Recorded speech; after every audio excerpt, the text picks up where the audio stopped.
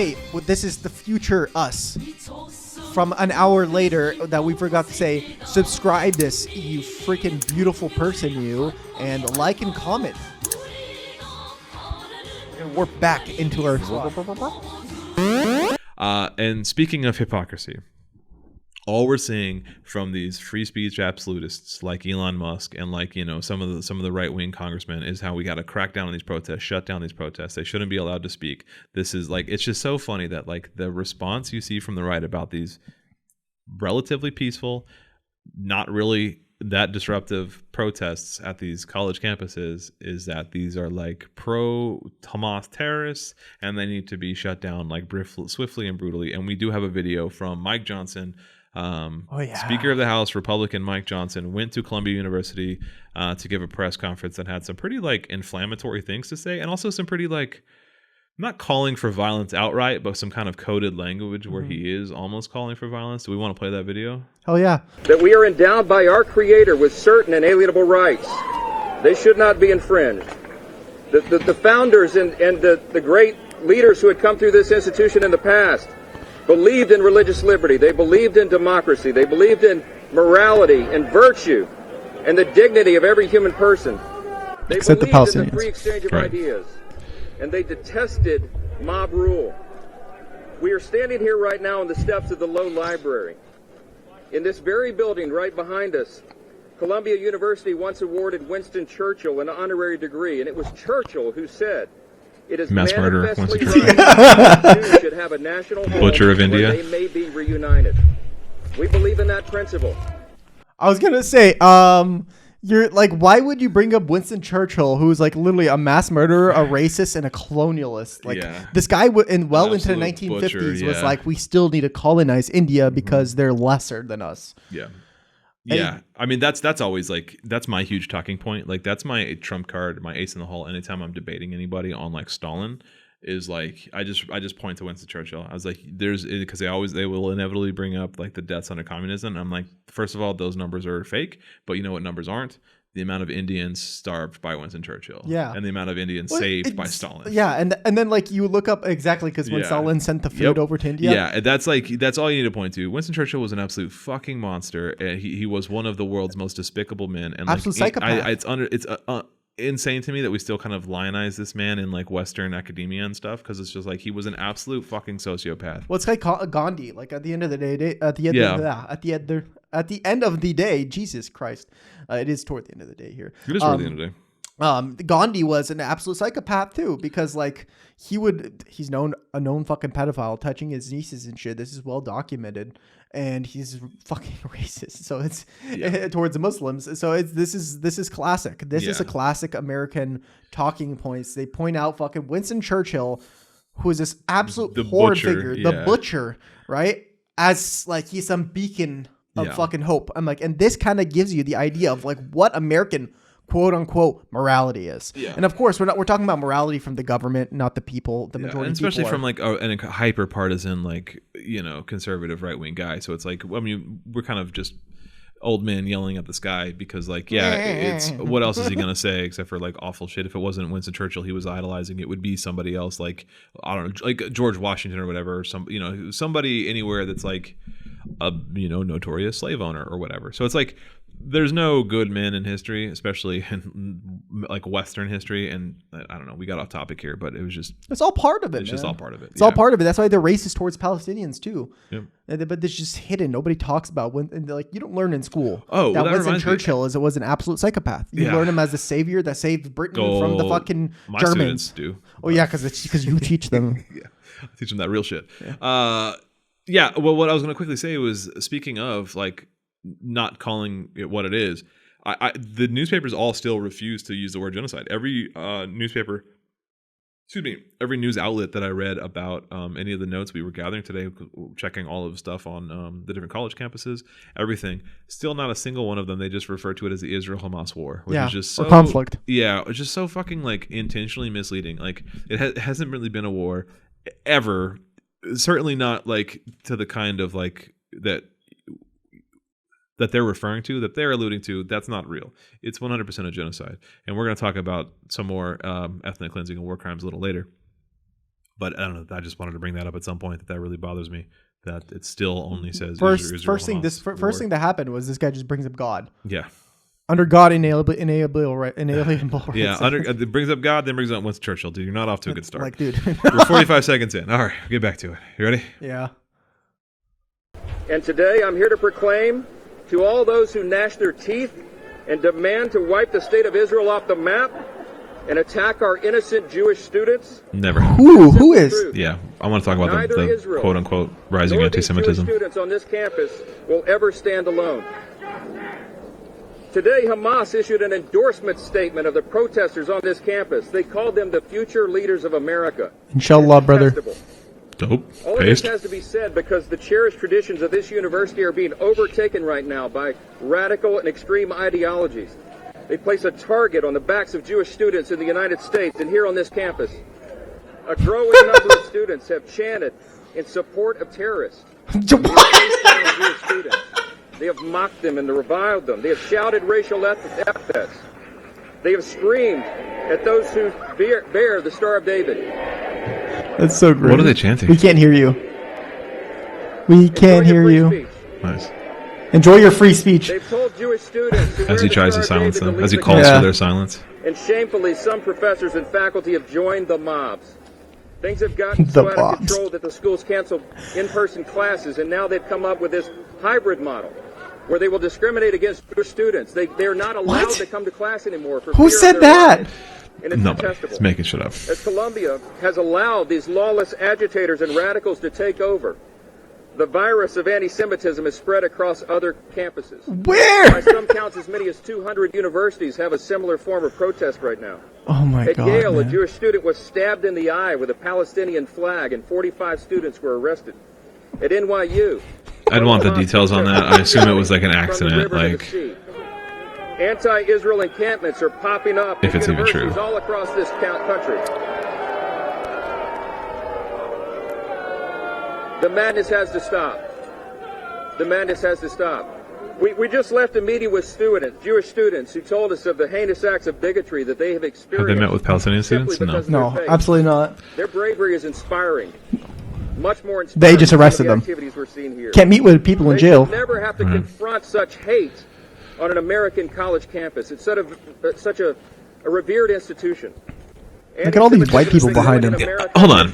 It's such a revered institution. Fucking conservatives and right wing, like these people, hate colleges. They're just liberal breeding grounds. That's where you get communist ideology. They like it's just AKA you get educated. Yeah, you just get educated. It's just so funny, like their hypocrisy and just like their just populism of like whichever way the wind is blowing. Because on any given day, they would absolutely decry anything that has to do with like public higher education. That's just like, go to trade school, universities, or whatever. It's just they hate university. They hated everything it stands for. They despise anyone that's more educated than them until it's politically expedient for them to then say, this revered institution, classic conservative politician, just go with the wind. Way the wind is blowing. But here's the thing, also, like he was talking about earlier, it was like, it's a detriment to the history of this college, from like the beautiful history of the college supporting great things. These radicals are taking over. I'm like, motherfucker, in the 60s and 70s, who do you think was protesting the fucking the Vietnam War? Fucking hippie communists. It's the same fucking crowd. We are repeating history over and over again. Yeah. And he would have been one of those nerds that was like either in the National Guard. I mean, he's too young for that, but like, yeah, he would have been one of those squares that was like against it. 100%. Yeah. And I actually there's something you bring up a good point, and something after this video I want to get back to remind me is there's actually he'll get to it, I think. So we'll get back to it. Powerful people have refused to condemn it, and some have even peddled it themselves. From university professors to public officials, people in positions of authority have denied the horrific facts of September 11, 2001, the attacks on the United States that happened right here in New York City. I don't know what he's talking about. And they've attempted to excuse or to ignore the barbaric attack of Hamas in Israel on October 7th, 2023. The barbaric attack of 1,000 people versus 40,000 people innocently slaughtered. Yeah, and also a lot of those people were killed by Israel. We now know. That's very true. Crowds of radical activists have chanted death to America. and on our own streets in this country. Absolutely. And some public officials have refused to condemn them. Oh, dude, Others America sucks. have openly defended these acts on campus, and the harassing and the intimidation and the threatening of innocent Jewish students. Nobody simply is because of who threatening they are. innocent Jewish Call them students. Peaceful protests. And some of I mean, I these can't say gone they as far didn't as calling for threaten the state of Israel Zionists. to be eliminated. Even These that, are words we like, expect from ayatollahs in Iran, not American lawmakers and not American students. And unsurprisingly, it has given way to threats and violence in a generation of students who feel safe in their own classrooms, who don't feel safe in their own classrooms, or where they live or where they worship. Let me say this very simply. They're literally protesting No the safety American of the of any Gazan color or people. How creed do you think they should feel? ever have Right. to live under those kinds of threats. That is not who we are in this country. yeah, God forbid somebody have to live with a little Columbia's uncomfort. administrators have chosen to let Discomfort. the threats, the fear, and the intimidation of the mob rule to overtake They American keep using that principles term, free man. It's like speech it's and the free 1930. exchange of ideas and the free exercise of religion. They have co-opted And the free First exercise of Amendment arguments protest. to protect genocide and to elevate the voices of anti-Semitism. They have proven themselves to be incapable of achieving their basic responsibility, which is keeping students safe. We just can't allow this kind of hatred and anti-Semitism to flourish on our campuses, and it must be stopped in its tracks. Those who are perpetrating this violence should be arrested. And I am here today joining my colleagues and calling on President Shafiq to resign if she cannot immediately bring order to this chaos. So I saw a different one of him, or at least a different, a Interview? slightly different. It must have just been like later that day or early. Yeah. I don't know, whatever. And he said a lot of the same stuff. It was a lot shorter. He said that the Colombia president should resign immediately, and that the National Guard should be brought in. And that was the part that I had a problem with, because if you know anything about your history of college protests and the National Guard, of course, what I'm referring to is Kent State, where 4 students were killed. They were shot. The National Guard opened fire on, and so that's what a lot of people are worried about. I will say, I think it was Columbia, or maybe it was U.s.a. I'll double check. But one of the university presidents, in no uncertain terms, said that like the National Guard is not welcome on their campus. But that is not stopping Texas from just like incredibly cracking down. And like the big parallel that people are drawing is there's the photos of all of the cops, a lot of the same, not the same personal cops. I mean, maybe there was some of the same there, but the same outfit, the same department, whatever you want to call it, that was at Uvalde standing around doing nothing while all the school children were being murdered. When there's an actual threat, they're nowhere to be found and they're just on their phones. But then when like it's just anti-genocide people protesting, they're there cracking skulls. And I'm honestly like abysmally tired of this whole fucking narrative of anti-Semitism, I'm but glad they you brought that cannot point out a single reference what is anti-Semitic. Yeah. And that's what kills me inside is just like you keep stating things like there's anti-Semitic movements, there's anti-Semitism everywhere. Yeah. Yet there's no evidence. There's no evidence of it. In fact, the what is it? The ADL, the American Defamation League, whatever the people that track like anti-Semitic hate crimes and stuff is, they found that like there have been 0. I think it was up through like March of 2024 or something. I'll pull up the data maybe and have like a link in the show note or something, because I did see this on, I think it was a Twitter thread where it was talking about like all of the reported cases of any kind of anti-Semitic hate crime. Not a single one. It was actually 0% of those hate crimes were committed by anybody among any kind of leftist group or leftist organizer or like Palestinian or Muslim. It was just like entirely like neo-Nazi white nationalist groups, like 100%. Like these people that are protesting at these college campuses are not anti-Semitic whatsoever. They're anti-Zionist. Yes. They're anti-Israel, and that's fine. Those are not the same thing, though, and that's what these people are not. They're not distinguishing between the two. They think if you're anti-Israel, then you're automatically anti-Semitic, which is just. But that's like saying that if you're patently untrue. anti-Saudi Arabia, you're an Islamophobe. Yeah. I'm anti-Saudi Arabia.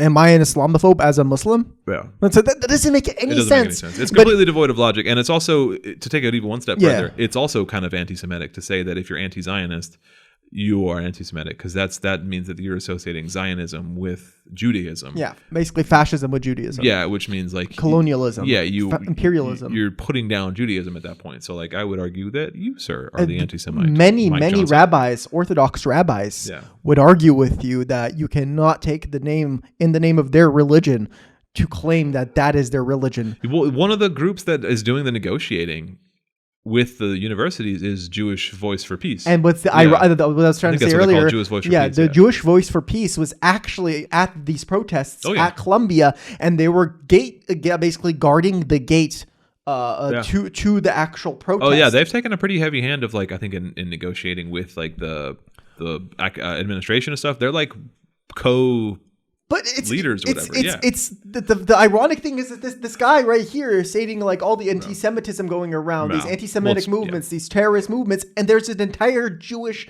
foundation those aren't the good that's Jews. part of those are the bad Jews. Yeah, those are the bad.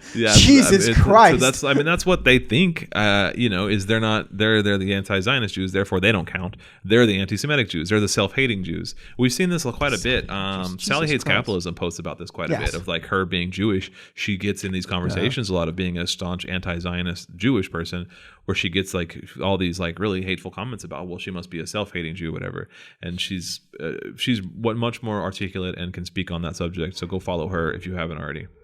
Shout out to Sally. She does great work. There's very important key parts to these protests where we have people that have Jewish descent speaking for themselves and not having somebody speak for them, if that makes any sense. So it's critical to have Jewish people by our side, proclaiming that this is a genocide and nothing else. Yeah.